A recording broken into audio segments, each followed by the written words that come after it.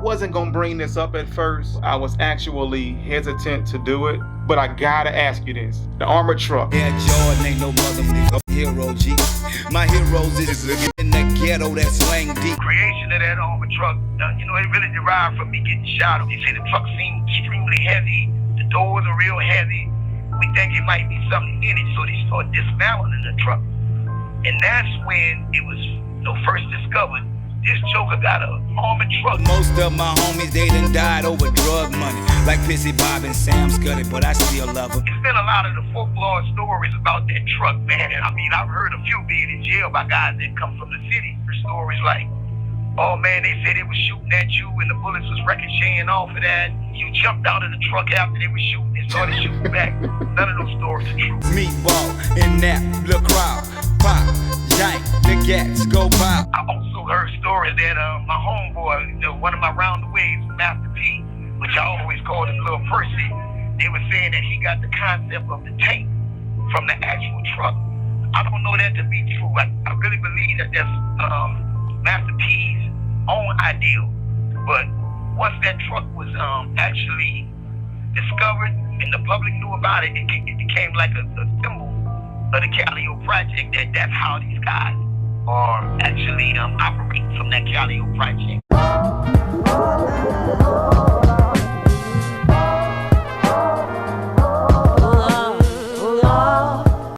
The last time we spoke and you discussed a war that was going on in the Calliope, you mentioned a group called the A-Team.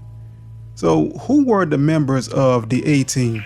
Members of the A-Team was there's quite a few of us that grew up on the what you call the front of town side of the Calliope Project.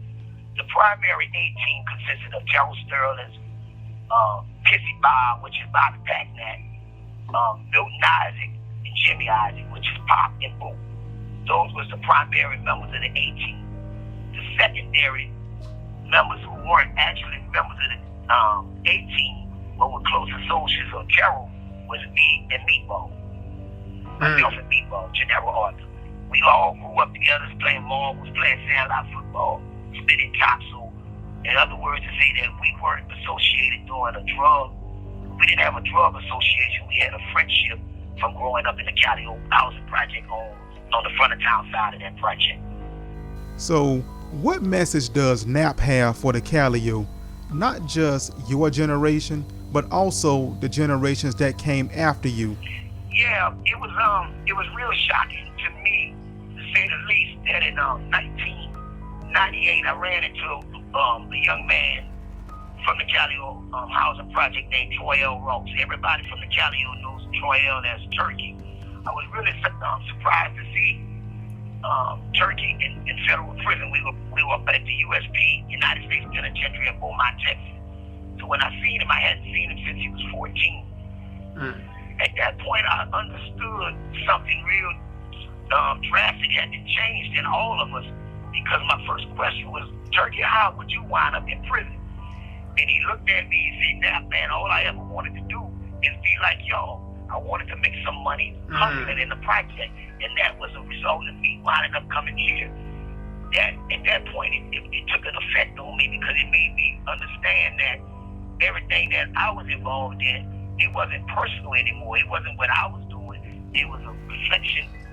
The reflection started spreading out to other people in the project that I didn't know was actually watching what I was doing, but it affected their lives as well. So that was something I always regretted about being involved in anything to do with narcotics and gunplay or anything else in growing up in the Calliope Housing Project. This call is from a federal prison. Basically, my core self as an individual, I had the right upbringing, even though it was part of a real poor environment. I had the foundation and the structure to succeed. I even had a good head on my shoulders. Appetite for money, it made me make a lot of poor choices and bad decisions. I can't change who my friends were, because to me, they were still good people. They just stood for the wrong things, and that also involved myself. Some of the things the choices I made led to bad decision making. I think if I could ever change anything, I think I would have, really wanted to say that maybe I would have turned and walked away from some of the situations that occurred by saying, it's not worth it. Instead, I was kind of strong. I was stern. I was stubborn. I was willing to die for what I believed in. And I think that was the wrong approach about dealing with anything I was doing in the streets. So it was, in other words, I was saying that I was kind of like an unmovable force. And I regret that aspect of it because I could have easily said no. I could have walked away. I could have stopped dealing drugs. Everything could have stopped, decision. But I didn't make that right decision. So what I want to get into now is the part that everybody wants to know, and that is the game. There was no such thing as a game. It was really a drug conspiracy. The reason they made it into a drug game is because they wanted to include myself, Gerald Knapp Elwood. They wanted to include Gennaro Meatball Arthur, and they wanted to include Marlo Helmstetter because of when I displayed document number 1 was an indictment on us 3 plus Derek Mahoney, and the Earhart Expressway shooting had actually took place in Metairie, Louisiana, on the right around Cleary and somewhere in that area. I can't remember exactly where that they said took place. That is the suburbs of New Orleans. That case was dismissed in the state because there was no evidence to proceed with it, to prosecute any further. So in order to bring those charges into a federal forum, the government has to have jurisdiction. The purpose of everything that the government did was to bring back those murders from Metairie to put them into trial. So therefore, this is where you get the terminology of the drug organization. People, Marlo were not drug dealers. I sold drugs. So this is all... This call is from a federal prison. Which, later we would determine to be what they call alternative facts. When I got convicted, along with Meatball, Gennaro Meatball Arthur and Marlo Helmstetter, well, my original sentence, I was only supposed to get 19 and 22 years. They objected to my sentence and asked the court to give me a mandatory life in prison because they wanted me sentenced for first-degree murder for the Earhart Expressway shooting. You look on the second page of my document number 16, it'll show you where the probation officer is saying that I was supposed to, at the very last line, it says that the instance offense should be restricted to 235 months to 264 months. If you do your calculation, that's going to add up between 19 and 22 years. Well, as I mentioned earlier, I've been in here for 30 years now, and I'm doing the rest of my life in prison, just not because of what I was convicted for, but what the government asked them to give me. I'm saying that to let everyone know that I was never convicted of first degree, second degree, or manslaughter. The judge gave us first degree murder based on the way that he ran his trial. He felt that I committed a crime. He gave me life, and I'm still sitting in prison today. The Constitution doesn't allow that. The Supreme Court has ruled on it time and time again, saying that anything that enhances the defendant's sentence must be found by the jury beyond a reasonable doubt. But I'm still sitting in prison today. So you're going to have people out there who are listening to this interview, and they're going to say that even though Knapp is incarcerated for a crime that he didn't commit, Knapp was no angel.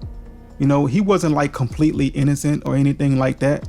So what would you say to those people who are saying such things? What I would say to those people is this: I'm a human being, and I made bad decisions and poor choices, but it doesn't make me a murderer. It doesn't make me a person that could actually say that I'm afraid of that, because you know why? I went to school. I lived in the New Orleans housing project, and what you won't find is that a witness ever said that they identified me crime, or a person that lived in that area or went to the schools that I went to that ever said that Knapp did them anything. So if I'm in the housing project and there's not one shred of evidence that I heard anyone in that project, if I went to school and I went anywhere around the city and no one that I know said I harmed them, or is there anyone who said I witnessed Knapp doing that? Remember, these charges that I'm in here for, there's no witness saying he saw me anywhere, but I'm still sitting in prison. All right, so Mr. Elwood, I want to thank you for taking the time to do this interview because I know it's been like a year that we've been working on this, and after that year, we're finally able to conclude it. So I wasn't gonna bring this up at first, I was actually hesitant to do it, but I gotta ask you this. I gotta ask you. The armored truck, I gotta ask you about that. Oh man, when you speak on that armored truck, that situation concerning the armored truck was not a strategy of wars, especially from the beginning. The creation of that armored truck, it really derived from me getting shot on in April of 1989 on Carrollton Avenue and Washington Avenue at the intersection with a red light, right close to Xavier University. I was actually leaving a little party with the fellas, and actually got married early in that afternoon. And, it was kind of like a private little wedding, so, some of his immediate friends was there. So the rest of the guys, we got together that night. They had food and drinks and all that. We was at Fresh Incorporated Body Shop that's located on Ilhart, at a block off of Carrollton. So we were there until about maybe 2 in the morning.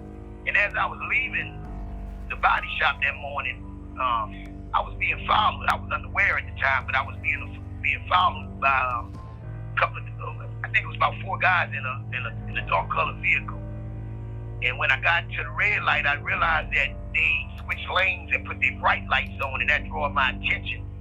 And I actually sped off at the time, and gunshots started firing. Right at that point, when you cross over Washington Avenue, you get on to the Interstate 10, and I think it's the Expressway, Carrollton Avenue, and Pontchartrain Expressway when you head towards the Superdome. But I was actually hit 3 times at that time, but I pulled over and started firing weapons. And I had another guy in the car with me by the name of Daniel Willis. He never fired a gun in his life, but I told him what to do, and he started firing back, and that caused them to actually really retreat from the vehicle and sort of running to get away from the gunfire that they were under. But I actually pulled off from that point and drove to Cary Hospital on my own, being followed by the police, but I wasn't going to stop for them. I wanted to make sure I made it to the hospital and, and see what my condition was. I was hitting the left arm, stomach, and then the right hip. But while I was in Charity Hospital, my eyes opened up to the circumstance that was concerning that shooting there. And it made me realize that with the amount of money that was on my head, different people was trying to collect that money. Even some people I would have never thought would try, as well as people that I didn't even know was trying to collect the money. So I had to come up with some new ideas on, what I was going to do to either save my life, and even, I had a little young son. He wasn't even 2 years old at that time. So I had to, give a lot of thought in that 3 weeks I was in the hospital on how I was going to go about, living the rest of my life and using a different strategy than what I was using, because I was more focused on my enemies and not everything else that was coming along with having enemies. So right after I got out the hospital, I contacted a guy by the name of Louis Gibb. His nickname is Booney. And he was running Fresh Incorporated Body Shop, and I got with him to ask him what was the best strategy to do to come up with something that could give me some more protection with the vehicles. So he told me he would look into a few things and see what he can come up with. And maybe about 2 weeks or 3 weeks after that, he called me up and told me to come by the shop. He introduced me to his best body man, which his name was Raphael.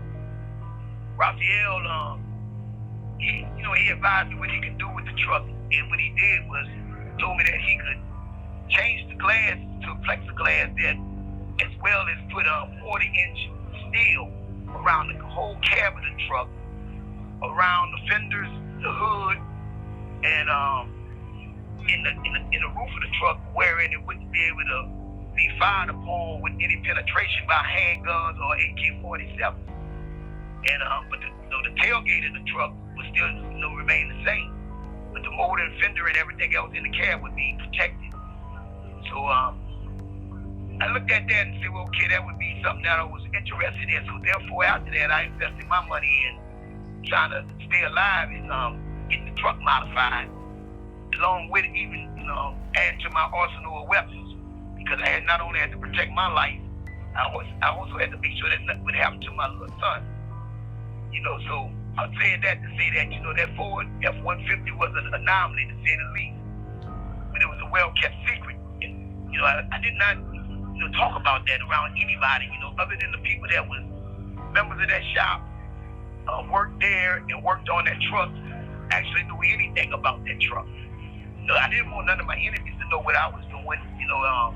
Your knowledge is your power, as far as I'm concerned. That's the way you live life. The things that you know, that's half the battle right there. So I also didn't want the New Orleans police harassing me and bothering me if they knew about that truck was modified to that condition. Even though that wasn't against the law to have that done, I still didn't want the constant harassment, dealing with them. Public became aware of that truck when I got arrested on July 12, 1991. Being a drug dealer and being, under a lot of scrutiny by the New Orleans Police Department for drug activity, police, when I was arrested in LaPlace, the local police contacted them and said, well, now we carrying drugs in different compartments in that truck, so check the truck real good to see if it have compartments. And they were more concerned about the weight of the truck. They said the truck seemed extremely heavy, the doors are real heavy. We think it might be something in it, so they started dismantling the truck. And that's when it was first discovered. And this joker got a armored truck. This truck is bulletproof. It's not it's not drugs in it. It's just been modified to be armored. So with that being in the newspaper and the police department becoming aware of it at that time, that's when the public became aware of it. So it's been a lot of the folklore stories about that truck, man. And I've heard a few being in jail by guys that come from the city in that jail. I've actually heard stories like, oh man, they said they was shooting at you and the bullets was ricocheting off of that. You jumped out of the truck after they were shooting and started shooting back. None of those stories are true. I've never been fired upon in that truck. That truck has never took gunfire other than when it was being modified to test it and then repainted up and fixed up. And I also heard stories that my homeboy, one of my round-the-ways, Master P, which I always called him Little Percy, they were saying that he got the concept of the tank from the actual truck. I don't know that to be true. I really believe that that's Master P's own idea. But once that truck was actually discovered and the public knew about it, it became like a symbol of the Calliope Project, that's how these guys are actually operating from that Calliope Project. But basically, that's the story on the Calliope Project. On the truck in part of the Calliope Project. But there's no crimes committed in that truck. Nobody was ever injured by utilizing that truck, or nobody ever fired upon that truck in the streets. That's pretty much it on that truck. And before we wrap it up, I got to bring up this point about it also. Now, the decorations that was on it, because I know people are going to have questions about that, like the spray painting. It was said to have the word homicide and villain in black on one side. So what do you want people to know about that? Okay. Well, I was saying I was closely affiliated with the guys at Fresh Incorporated. Before that truck was painted with that description, I was shot. That truck was burgundy and gold, had the whole interior modified to match the outside spray painting of the truck. When it went back to being black, the word villain in black, that title, I was a big NWA fan, to be honest. I used to like Rent, and I used to love him saying, the color, the villains in black. So that's why I got that actual term and put it on the side of the truck. This call is from a federal prison. But the word homicide on it was just something I did to really bring attention to the spray paint job that was being done at Fresh Incorporated Body Shop. Back when I was home, a lot of guys really liked it, modifications to vehicles and spray paint on motorcycles and on cars. So I was kind of really trying to help them advertise that they had that type of work going on at that shop. But no, it wasn't. I'm way more secretive than that when it comes down to things I do, and I know I ain't advertising that the truck was used to do any type of murders or anything in it. In fact, anybody that actually knows me from the Calliope project know that I really more or less operated out of a station wagon. They used to call it the battle wagon, not that truck. So, when they look at that, those words on there, it was more symbols of the